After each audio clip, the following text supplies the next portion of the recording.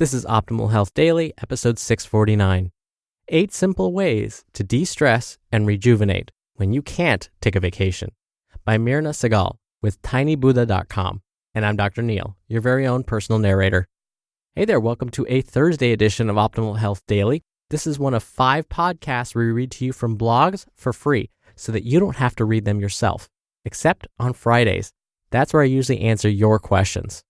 Now, today's topic is finding other ways to de-stress your life when you can't take a vacation.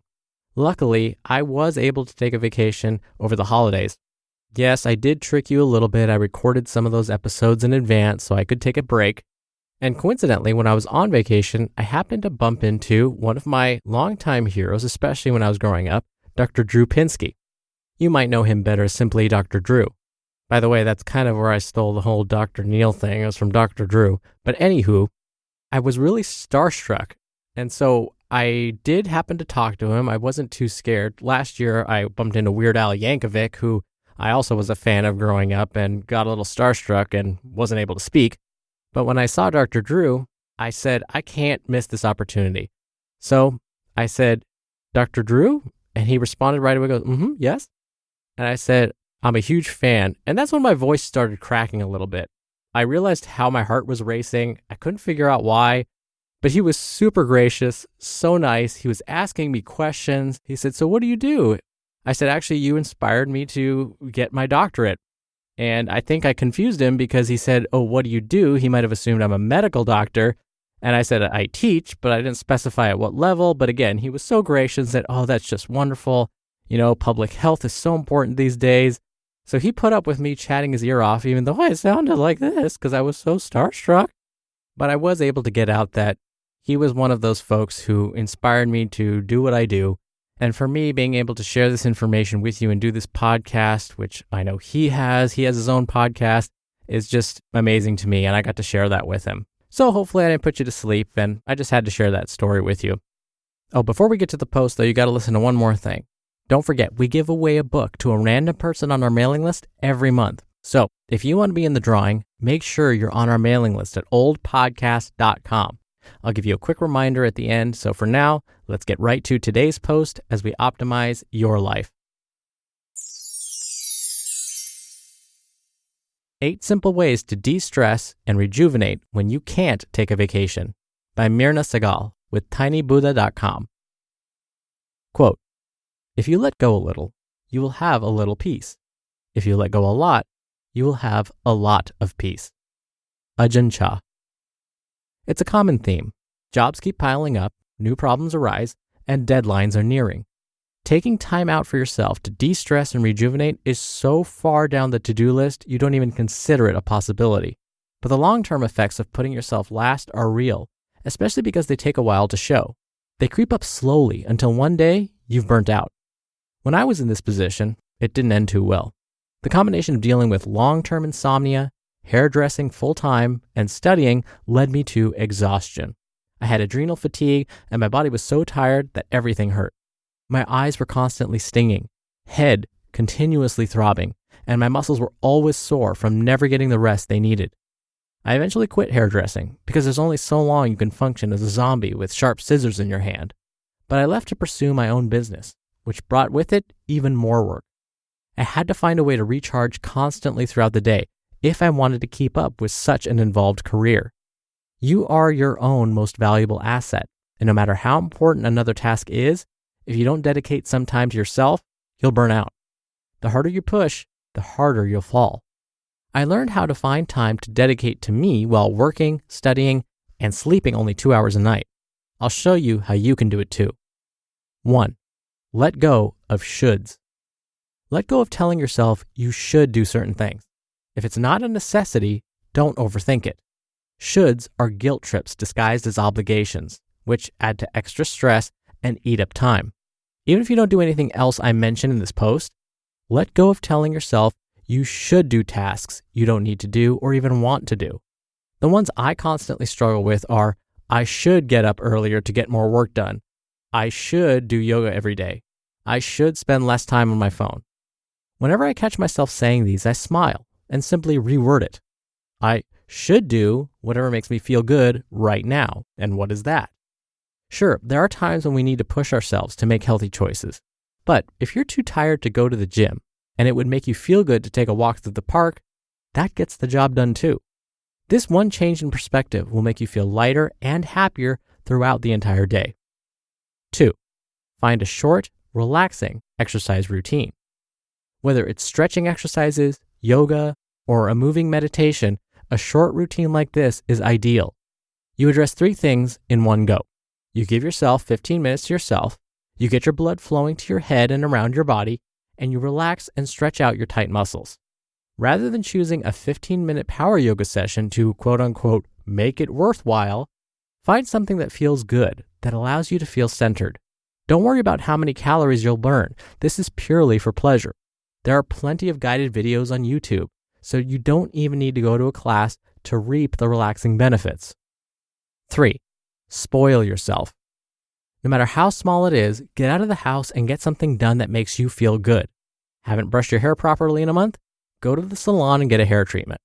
Shoulders are tired and achy? Get some acupuncture or a massage.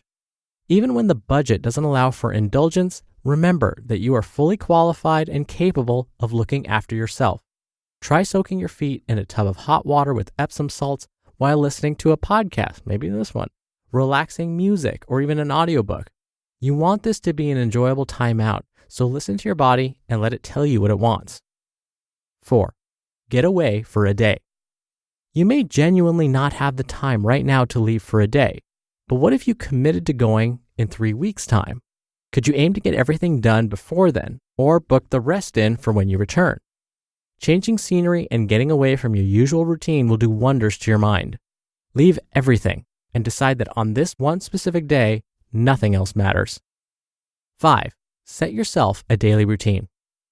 I first learned about efficient daily routines from a book called The Miracle Morning. In a nutshell, this routine consists of completing the 6 most efficient personal development practices every single morning. These include meditation, affirmation, visualization, exercise, reading, and journaling. I read The Miracle Morning when I had insomnia. Falling asleep before 3 a.m. was a good night, so the idea of getting up an hour early wasn't even something I'd consider. But I knew there was something to it. So instead of mornings, I would find time during the day to complete these, and not always all at once either. 10 minutes of reading on my lunch break, 10 minutes of exercise when I got home, 10 minutes of journaling and visualizations before bed, and so on. If I ever found myself sitting there doing nothing, or worse, mindlessly flicking through social media, I would try to complete another one. Though this wasn't the correct way to do it, it introduced me to a world of self-love and forgiveness. I forgave my mind for not falling asleep when I needed to. I forgave myself for the anger I felt when I was tired and cranky every morning, and I decided to give myself the love I deserved. By doing these short practices throughout the day, you prove to yourself you're worth this time to serve you. And the best part is that it doesn't require a big chunk of time to benefit. Quote, "The moment you accept responsibility for everything in your life is the moment you gain the power to change anything in your life." Hal Elrod, The Miracle Morning. 6. Find a hobby. What is something you love to do? Something you're yearning to do, but don't? Can you find a community group that does this on a regular basis? Imagine connecting with like-minded people while doing something you love. When you reconnect with an activity you enjoy, you'll fall in love with how it makes you feel, which means you'll make it a priority to do it regularly. Whether it's an art class or salsa dancing, fulfill this desire you have, and it'll naturally lead to letting go of stress. 7. Leave criticisms and gossip. Express gratitude instead. We've all been there, even though we know it makes us feel terrible and accomplishes nothing. Instead, talk about your latest achievements or something fabulous you noticed someone else doing. Tell your friend that you love what she's been doing lately and ask her what she's learned from it. Not only might you learn something new, but showing gratitude and appreciation is the quickest and easiest way to feel excited and alive. Do you ever notice how you light up when you're pumped about something? How you start talking 3 times faster and can't even express in words how happy it makes you? We could all benefit from raising each other up and celebrating accomplishments, and it would lead to building strong, happy, and powerful relationships. And number 8, find a song that makes you go places. You know the ones that give you goosebumps and make you forget about the rest of the world for those few minutes? Keep those songs handy, whether they're on your phone or saved on YouTube. Then when you need a break, all it takes is to plug your earphones in and listen. You don't always need to do something to fix a problem. Sometimes all it takes is to let go, surrender, and let your problems and stresses melt away. Dedicating time to yourself is essential to de-stress and rejuvenate. And as you can see, these ways are achievable no matter how busy you are. The aim is to do small, purposeful practices throughout the day to truly make your moments count. Which one will you start on first? You just listened to the post titled 8 Simple Ways to De-Stress and Rejuvenate When You Can't Take a Vacation by Mirna Segal with tinybuddha.com. Dr. Neil here again with my commentary. I'm a huge fan of the book, The Miracle Morning. I read it, I think it was a year or so ago, and it still stands out in my mind as one of the best books I've read recently. What I like about it is it's so actionable. The author provides actionable, simple steps that you can do right now, which if you've listened to this show for any extended period of time, you know I'm a huge fan of small, simple steps. And when it comes to stress, Mirna is absolutely right. It's additive, meaning if we don't let the stress go, it keeps piling up. So I love using this analogy of carrying this hypothetical backpack. And with each stressor, you're just adding a weight to that backpack. It's like adding a 5-pound plate and then maybe a 10-pound plate, depending on how bad or how stressful that thing is.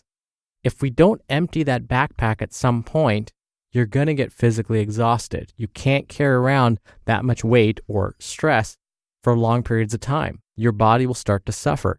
You'll have aches and pains. Your back may start to hurt, your shoulders and your neck.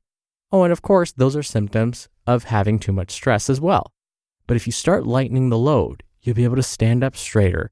Your back and your neck are going to feel better. Your muscles won't be as sore. You'll get a moment to hopefully lie down and rest. So that's why it's so important to unload that backpack or find ways to de-stress. And also, I want to make this distinction. What Mirna is talking about is not necessarily spoiling yourself, as she said in tip number 3, all the time. These are for moments when you feel like you really need it. We could always find the excuse that, oh, I've been working so hard, or I don't have the time to do ... so I'm just going to spoil myself today. No, she's saying use this when you really need to de-stress. Use it when it's starting to add up, but don't use it as an excuse all the time to avoid doing the things that you need to be doing. Because if you avoid stuff, that's going to add more stress to your backpack. So what are some of the best ways to de-stress? Yes, absolutely. You could get acupuncture or massages. You could, of course, exercise, do meditation. But she's right. Gratitude is one of the best things you can do. Getting some social support, hanging out with people that you actually like hanging out with, play with a pet. These are all relatively easy ways to de-stress. Sometimes just taking a 20-minute nap can help tremendously. Of course, don't take a nap in class or while you're driving or while at work. But if you can find time on the weekends, it'll do wonders, even just 20 minutes. And then, of course, once you've had that break, the other problems probably haven't disappeared, but hopefully you'll have some perspective and be able to dive right in and tackle those jobs that need to be done. All right, before I go, we do book giveaways every month to random people on our mailing list. So if you want to be a part of that, plus get some free spreadsheet tools from us and lots more, come by oldpodcast.com and join the weekly newsletter. It's totally free and a great way to show your support. Again, you can join at oldpodcast.com. All right, that wraps up today's episode. Thank you, as always, for listening and for being a subscriber of the show. Have a wonderful rest of your Thursday, and I'll see you tomorrow for another Q&A episode and where your optimal life awaits. Hello, Life Optimizer. This is Justin Malik, creator and producer of this show and Optimal Living Daily, the brother podcast of this one. Literally, I'm Dr. Neil's brother. If you like the format of this show, you'll love Optimal Living Daily too, where I also read to you from blogs, but cover other topics like personal development, finance, and minimalism from bloggers like Derek Sivers, The Minimalists, Zen Habits, and many more.